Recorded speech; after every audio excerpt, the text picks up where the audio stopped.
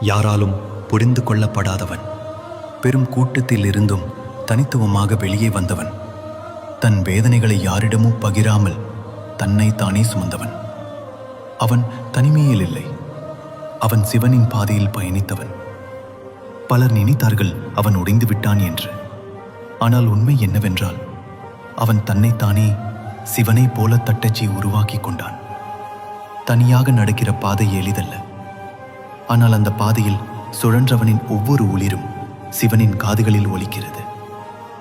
யாரும் துணையாக இல்லாத போது சிவன் தான் உன்னுடன் பயணிக்க ஆரம்பிக்கிறார். ஒவ்வொரு பிழையும் ஒவ்வொரு வழியும் ஒரு செய்தியாக மாறுகிறது. இனி உனக்கு தேவை கூட்டமல்ல, சிவனின் நிழலில் முன்னேறுவதுதான். நீ ஒருவனாக இருக்கிறாய் என்பதற்காக கவலைப்படாதே. அந்த தனிமையே சிவனின் அழைப்பு. உலகம் உன்னிடம் மீண்டும் முகம் திருப்பும் போது அது சிவன் உன்னை நெருக்கமாக வரவழைக்கிற சின்னம். வளைந்து விடாதே, நின்று போகாதே. ஏனென்றால் நீ அந்த வழியில் செல்கிறாய்.